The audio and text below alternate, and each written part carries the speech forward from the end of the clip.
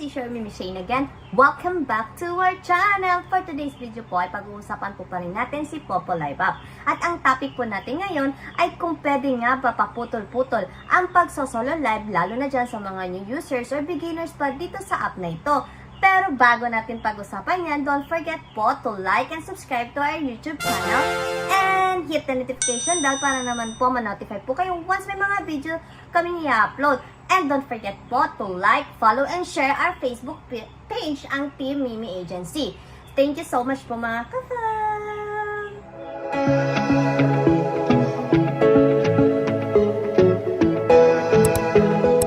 So mga ka-fam, sa mga gusto pong kumita na ganito kalaking halaga every month, join our team na po, ang Team Mimi dito sa Popo Live Up.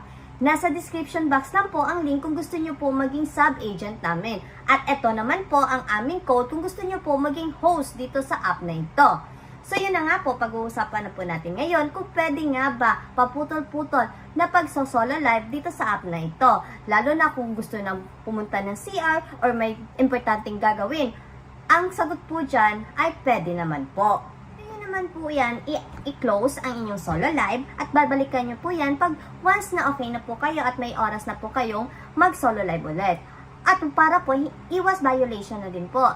Kaya dapat po, wag na wag nyo po sanang iwan ang inyong pagsosolo live. Dahil po dyan, isa din po yan sa pwede kayong magkaroon ng violation. Wag na wag nyo pong kalimutan na i-claim nyo po yung reward ninyo once natapos nyo na po yung pagsosolo live. So, hanggang dito lang po ang video natin na ito ngayon. So, don't forget po to like and share and subscribe to our YouTube channel po. This is Shermie Shane again.